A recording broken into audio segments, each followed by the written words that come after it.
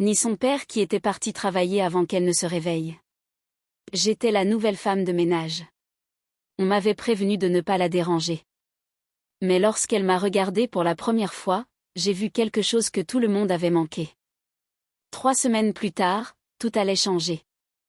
Avez-vous déjà vu quelqu'un être ignoré et su que vous ne pouviez pas rester silencieux? Partagez vos réflexions dans les commentaires. Et si vous voulez plus d'histoires sur la compassion, le lien et le fait de voir des personnes que d'autres négligent, cliquez sur le bouton d'abonnement et la cloche de notification pour ne jamais manquer notre prochaine histoire. Je fais le ménage depuis 6 ans. Je suis douée pour ça. Je sais comment faire briller les plans de travail en granit sans laisser de traces. Je sais quel produit fonctionne sur le bois massif par rapport au carrelage. Je sais comment être invisible lorsque la famille veut de l'intimité et efficace lorsqu'elle veut des résultats. Mais je n'ai jamais travaillé dans une maison comme celle-ci. L'hôtel particulier des Lemaire, et c'est un hôtel particulier, pas juste une maison, se situe dans le quartier le plus chic de Neuilly-sur-Seine. Façade en pierre de taille, allée circulaire, fenêtres si hautes et propres qu'on dirait qu'elles ne sont même pas là. J'ai obtenu le poste par l'intermédiaire d'une agence.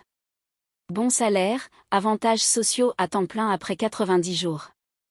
Monsieur le maire est très exigeant.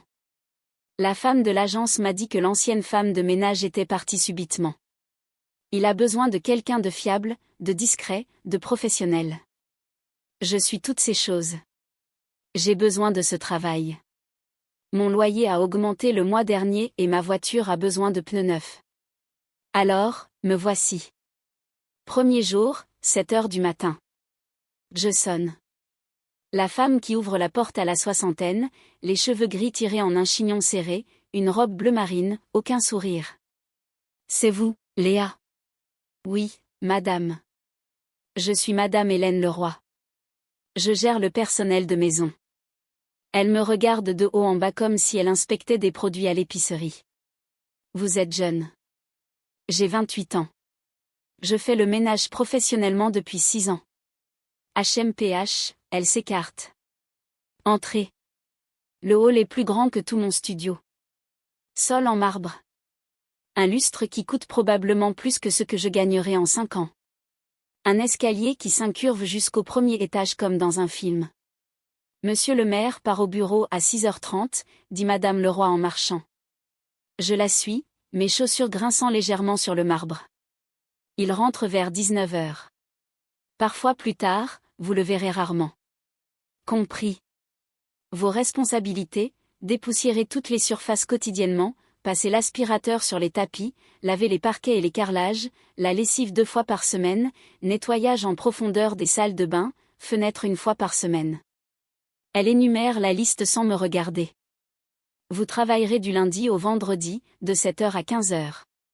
C'est parfait. Nous traversons un salon avec des meubles qui ont l'air de n'avoir jamais été assis. Une salle à manger avec une table qui pourrait accueillir 20 personnes.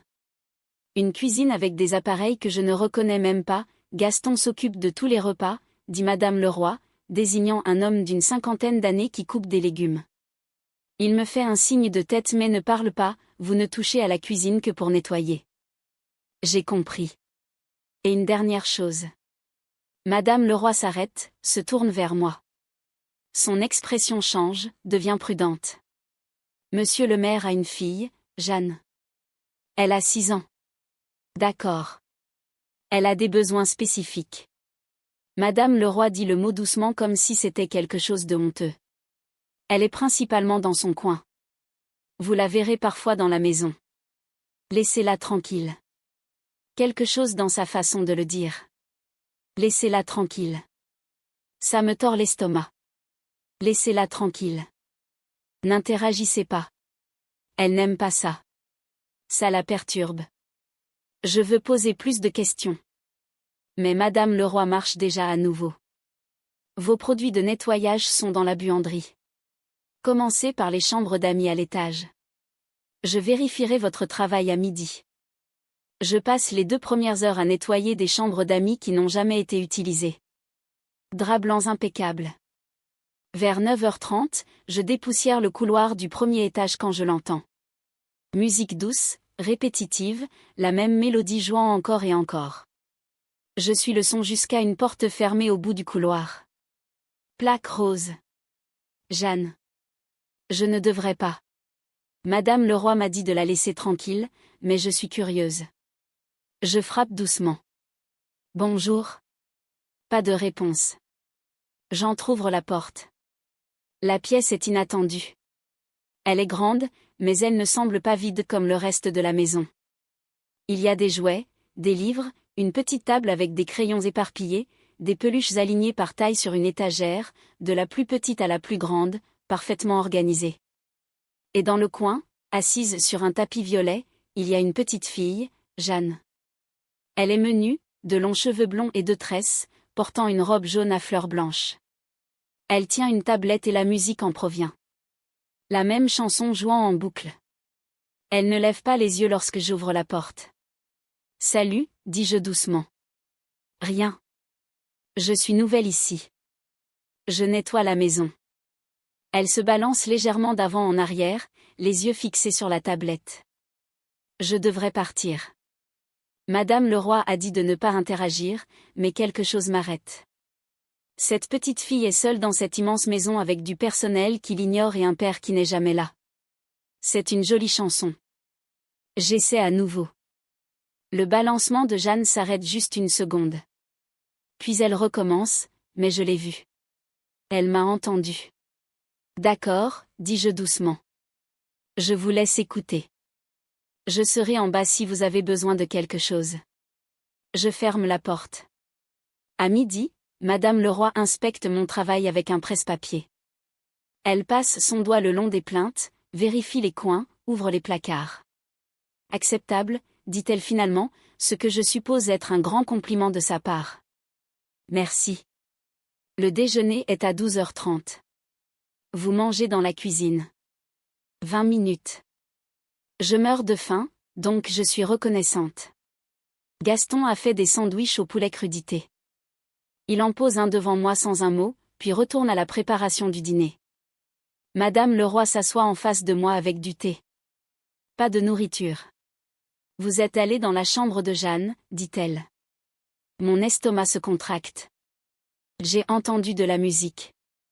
J'ai juste vérifié. Je vous ai dit de ne pas interagir avec elle. Je n'ai pas interagi. J'ai juste dit bonjour. Elle n'aime pas les étrangers. Ça l'agite. La prochaine fois, restez à l'écart. Je veux argumenter. Je veux demander pourquoi une enfant de 6 ans devrait être laissée seule toute la journée, mais j'ai besoin de ce travail. Compris, dis-je. Madame Leroy sirote son thé. L'ancienne femme de ménage a essayé d'être amicale avec Jeanne. Ça ne s'est pas bien terminé. Que s'est-il passé? Elle a outrepassé ses limites. Elle pensait qu'elle en savait plus que les professionnels. Monsieur le maire l'a renvoyée. Le message est clair. Restez à votre place. Je ne vois plus Jeanne ce jour-là, ni le lendemain, ni le jour d'après. Mais je l'entends. La même chanson encore et encore venant de sa chambre. Le jeudi, je nettoie le salon vers 10h quand elle apparaît. Elle entre pieds nus, portant une salopette et un t-shirt rose, les cheveux lâchés aujourd'hui. Elle s'arrête à environ 3 mètres de moi, me fixe. Bonjour, Jeanne, dis-je doucement. Elle ne répond pas, se contente de me regarder épousseter la bibliothèque. Je continue de travailler. Je n'en fais pas toute une histoire. Après environ 5 minutes, elle s'assoit par terre, jambes croisées, toujours en train de regarder. Je la regarde. Est-ce que je peux continuer à nettoyer? Je ne veux pas vous déranger. Pas de réponse. Je continue de dépoussiérer. Elle reste. Nous existons dans le même espace pendant peut-être 20 minutes. Puis elle se lève et part aussi silencieusement qu'elle est venue. Madame Leroy me trouve dans la cuisine plus tard. Jeanne était dans le salon avec vous. Oui. Elle est entrée pendant que je nettoyais. Lui avez-vous parlé? J'ai dit bonjour. C'est tout. Madame Leroy a l'air de vouloir dire autre chose, mais elle ne le fait pas. Elle part simplement. Vendredi, ma première semaine est presque terminée.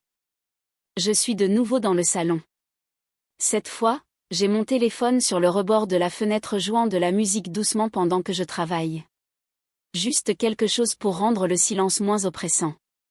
Une chanson pop, entraînante, rien de spécial. J'essuie les fenêtres quand je le sens. Quelqu'un qui regarde. Je me tourne. Jeanne est debout dans l'embrasure de la porte. Salut, dis-je.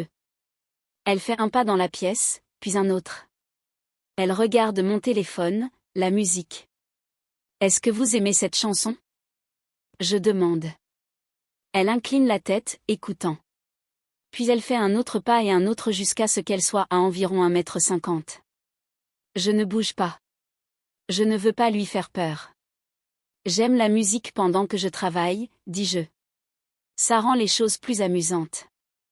Les mains de Jeanne s'agitent sur ses côtés. Un petit mouvement comme si elle, je ne sais pas, traitait l'information. Puis elle parle. Sa voix est petite, tranquille, mais claire. Trop fort. Oh, est-ce trop fort? Je peux baisser le volume. J'attrape mon téléphone. Je baisse le volume. Est-ce mieux? Elle hoche la tête une fois. D'accord, je vais le laisser comme ça. Merci de me l'avoir dit. Elle reste là une autre minute, puis se retourne et s'en va. C'est la première véritable interaction que nous ayons eue, et mon cœur s'emballe. Le lundi suivant, tout change. Je suis dans le salon, en fin de matinée, le soleil traversant les fenêtres.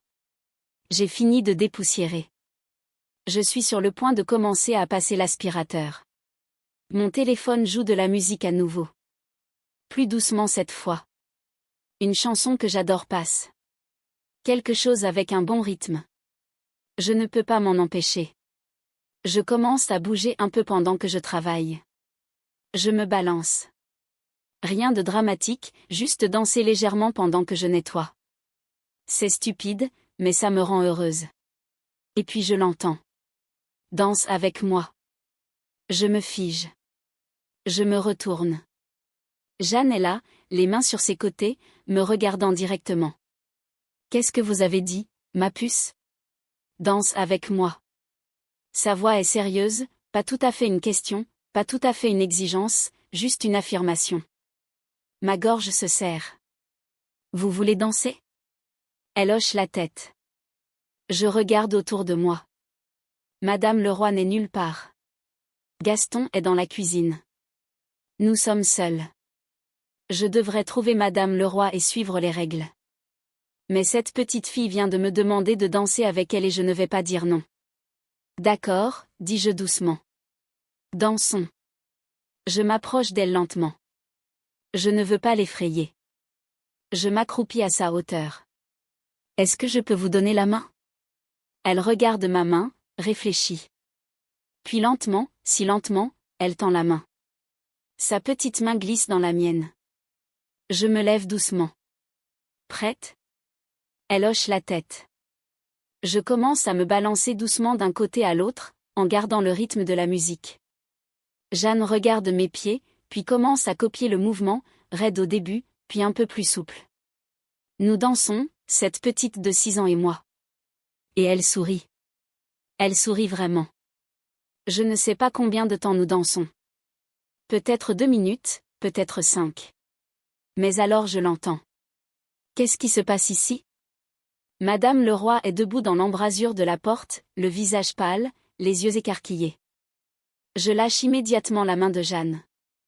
Je suis désolée. Elle m'a demandé. Éloignez-vous d'elle, tout de suite. Je recule, les mains levées. Le sourire de Jeanne disparaît. Elle se rétracte, s'entoure de ses bras. Madame Leroy s'approche, me prend le bras. Dehors, maintenant. Elle me traîne dans le couloir, ferme la porte du salon. À quoi pensiez-vous? Sa voix tremble de colère et de peur. Je ne peux pas dire. Elle m'a demandé de danser avec elle. Je n'allais pas dire non. Vous ne la touchez pas. Vous n'interagissez pas avec elle. Je vous l'ai dit. C'est une petite fille. Elle voulait danser. Que étais-je censé faire? Votre travail. Nettoyer la maison et la laisser tranquille. C'est cruel. Le mot plane entre nous. Le visage de Madame Leroy devient rouge. Vous n'avez aucune idée de ce dont vous parlez. Alors expliquez-le-moi, car en ce moment, tout ce que je vois, c'est une enfant de 6 ans ignorée par tout le monde dans cette maison. Elle a un trouble du spectre autistique, TSA. Elle ne traite pas les choses comme nous. Le contact physique peut être bouleversant pour elle. Vous auriez pu provoquer une crise. Vous auriez pu, mais je ne l'ai pas fait. Elle était heureuse. Vous ne le savez pas, si, je le sais. Je l'ai vue sourire. Madame Leroy me fixe. Pendant un long moment, elle ne parle pas. Finalement, j'appelle monsieur le maire. Mon estomac se noue. S'il vous plaît, ne faites pas ça. Je suis désolée. Je ne le ferai plus. Vous avez raison. Vous ne le ferez plus. Elle sort son téléphone. Attendez ici. Je reste dans le couloir pendant 15 minutes, fixant la porte fermée du salon, me demandant si Jeanne est toujours là, me demandant si je viens de me faire virer à ma 2e semaine. J'ai besoin de ce travail. Mais je ne peux pas regretter d'avoir dansé avec cette petite fille. Finalement, la porte d'entrée s'ouvre. Un homme entre. Grand, cheveux foncés commençant à grisonner aux tempes. Costume coûteux, cravate desserrée. Antoine le maire. Il a l'air épuisé. Madame Leroy apparaît immédiatement. Monsieur le maire, merci d'être venu. Je sais que vous êtes occupé, mais... Où est-elle? Sa voix est coupante, impatiente. La nouvelle femme de ménage. Où est-elle? Madame Leroy me désigne. Antoine s'approche, m'étudie. C'est vous, Léa? Oui, monsieur. Hélène dit que vous dansiez avec ma fille. Elle me l'a demandé. Je n'ai pas réfléchi. Vous n'avez pas réfléchi? Il me coupe. Avez-vous une formation pour travailler avec des enfants autistes? Non. Mais avez-vous des certifications, de l'expérience, quelque chose qui vous qualifierait pour interagir avec elle? Non. Alors pourquoi avez-vous pensé qu'il était approprié de toucher ma fille sans permission? Mon visage brûle. Elle m'a demandé de danser avec elle. Je n'allais pas l'ignorer. Ce n'était pas à vous de prendre cette décision. Respectueusement, monsieur, c'est une enfant. Pas un problème à gérer. La pièce devient silencieuse. La mâchoire d'Antoine se contracte. Excusez-moi. Je devrais m'arrêter et m'excuser. Sauver mon travail. Mais je ne peux pas, votre fille a 6 ans. Elle est dans cette immense maison toute la journée avec des gens qui l'évitent, qui l'ignorent, qui la traitent comme si elle était invisible. Et quand elle tend finalement la main, quand elle demande quelque chose d'aussi simple que de danser, je suis censé dire non. À cause des règles? Parce qu'elle pourrait s'agiter? Vous ne savez pas de quoi vous parlez. Peut-être pas. Mais je sais ce que j'ai vu. Elle était heureuse. Pendant 3 minutes, elle était juste une petite fille qui dansait sur de la musique. Antoine me fixe. Je ne peux pas lire son expression. Finalement, il se tourne vers Madame Leroy. Où est Jeanne maintenant? Dans sa chambre. A-t-elle fait une crise après cela? Madame Leroy hésite. Non, mais... Un signe de détresse? Non, mais ça ne veut pas dire. Merci, Hélène. Il me regarde à nouveau. Venez avec moi. Je le suis jusqu'à son bureau. Bois sombre, fauteuil en cuir, bibliothèque du sol au plafond. Il ferme la porte, me fait signe de m'asseoir. Asseyez-vous. Je m'assois. Il ne le fait pas. Il se tient près de la fenêtre, regardant la pelouse parfaitement entretenue. Ma fille a été diagnostiquée autiste quand elle avait 3 ans, dit-il doucement. Sa mère n'a pas pu gérer ça. Elle est partie quand Jeanne avait 4 ans. Ma poitrine se serre. Je suis désolée. J'ai embauché des thérapeutes, des spécialistes, les meilleures personnes que l'argent puisse acheter. Et ils disent tous la même chose. Jeanne a besoin de structure, de routine, de stimulation minimale. Elle ne réagit pas bien aux interactions inattendues. Avec tout le respect que je vous dois, monsieur, c'est elle qui a initié l'interaction. Elle est venue vers moi. C'est ce qu'Hélène a dit. Il se tourne finalement pour me faire face. Elle a aussi dit que Jeanne n'avait approché volontairement personne depuis plus d'1 an. Oh. Elle ne parle pas beaucoup. Et quand elle le fait, ce n'est généralement qu'1 ou 2 mots. Mais Hélène a dit qu'elle vous avait adressé une phrase complète. Danse avec moi. J'hoche la tête. Oui. Antoine s'assied. Pour la première fois, il ressemble moins à un PDG et plus à un père fatigué. Je ne sais pas comment établir le contact avec elle, admet-il.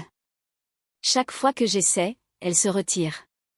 Elle ne veut pas me regarder. Ne veut pas me parler. J'ai accepté que peut-être qu'elle est mieux prise en charge par des professionnels. Ou peut-être qu'elle a juste besoin de quelqu'un pour la voir comme une enfant, pas comme un diagnostic. Il me regarde vivement. J'insiste.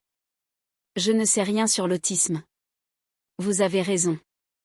Je ne suis pas formée, mais je sais que quand je lui ai souri, elle s'est rapprochée. Quand j'ai joué de la musique, elle m'a dit que c'était trop fort. Et j'ai écouté. Quand elle m'a demandé de danser, j'ai dit oui. Et pendant quelques minutes, elle était heureuse. Et si elle avait fait une crise? Si elle s'était surstimulée et s'était blessée? Alors je me serais arrêtée. Je l'aurais aidée. Je n'allais rien forcer. Antoine se penche en arrière, ferme les yeux. Ne me renvoyez pas, dis-je doucement. S'il vous plaît, j'ai besoin de ce travail. Mais plus que ça, je pense que Jeanne a besoin de quelqu'un qui ne la traite pas comme si elle était fragile. Elle a besoin de quelqu'un qui soit simplement gentil avec elle. Il ne répond pas pendant un long moment. Finalement, vous n'êtes pas renvoyé. J'expire. Mais il continue. Si vous interagissez avec Jeanne, vous devez comprendre certaines choses. D'accord. Elle est sensible aux bruits forts, aux lumières vives, aux mouvements brusques. Si elle semble dépassée, donnez-lui de l'espace. Compris. Elle ne maintient pas toujours le contact visuel. C'est normal pour elle. Ne forcez pas, je ne le ferai pas, et si elle dit non à quoi que ce soit, respectez-le immédiatement. Bien sûr. Il se lève. Madame Leroy ne va pas aimer ça, mais je vais lui dire que vous êtes autorisé à interagir avec Jeanne dans des limites raisonnables. Si Jeanne initie, vous pouvez répondre. Merci. Ne me faites pas regretter ça.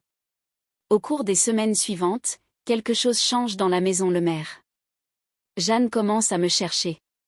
Pas tous les jours, mais quelques fois par semaine, elle se promène dans la pièce que je suis en train de nettoyer. Elle s'assoit tranquillement, me regarde travailler. Je lui parle, pas constamment, juste de petites choses. Je vais passer l'aspirateur maintenant. Ça pourrait être bruyant. Ça va? Elle hoche la tête ou la secoue. Voulez-vous m'aider à plier ces serviettes? Vous êtes très doué pour l'organisation. Parfois elle le fait, parfois non. Un jour, elle m'apporte une de ses peluches, un éléphant violet. C'est Poivre, dit-elle. Salut, Poivre. Il est très doux. Elle est très douce. Jeanne s'assoit. Poivre aime la musique. Oh, oui. Quel genre? La musique joyeuse. Alors, je mets de la musique joyeuse. Et Jeanne s'assied avec Poivre et se balance doucement au rythme. Madame Leroy me regarde depuis les embrasures de porte, sceptique, attendant que je me trompe. Mais je ne le fais pas parce que je n'essaie pas de réparer Jeanne ou de la changer. Je suis juste là, présente.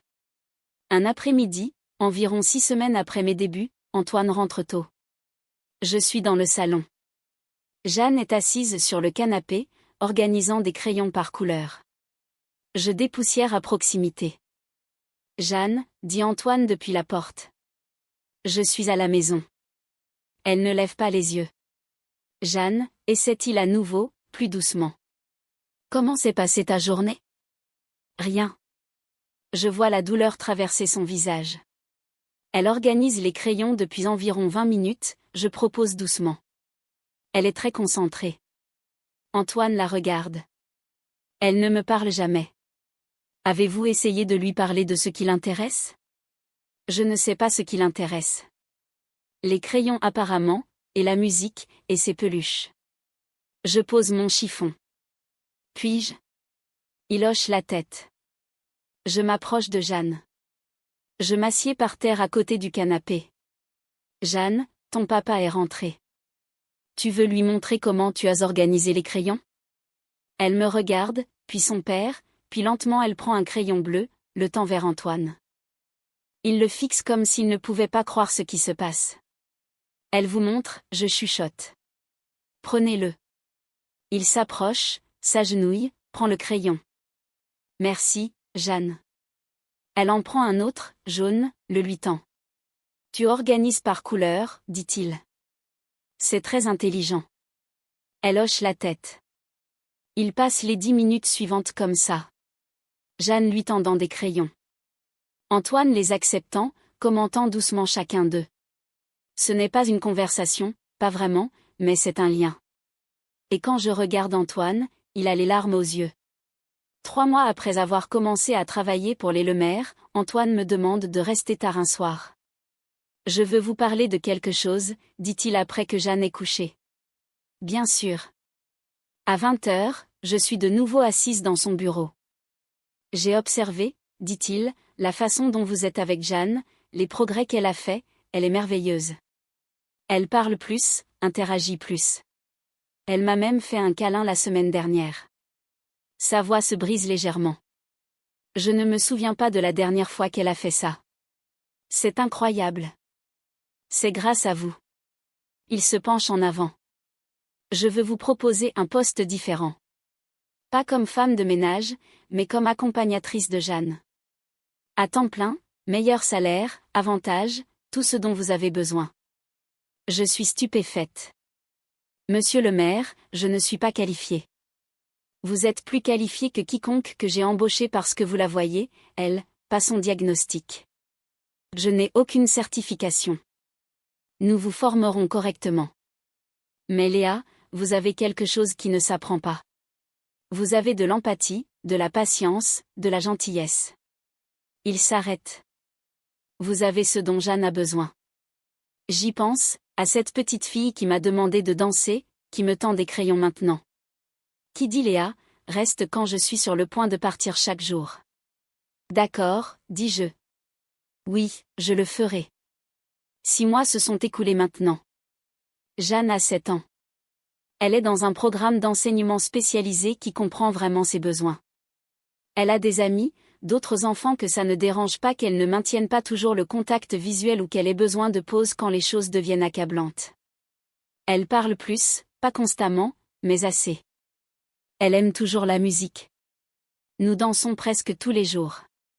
Parfois, Antoine se joint à nous, se déplaçant maladroitement, mais essayant. Jeanne rit quand il la fait tourner. Elle rit. Madame Leroy a fini par s'adoucir avec moi. J'avais tort, a-t-elle admis un jour. À propos de vous, à propos de ce dont Jeanne avait besoin.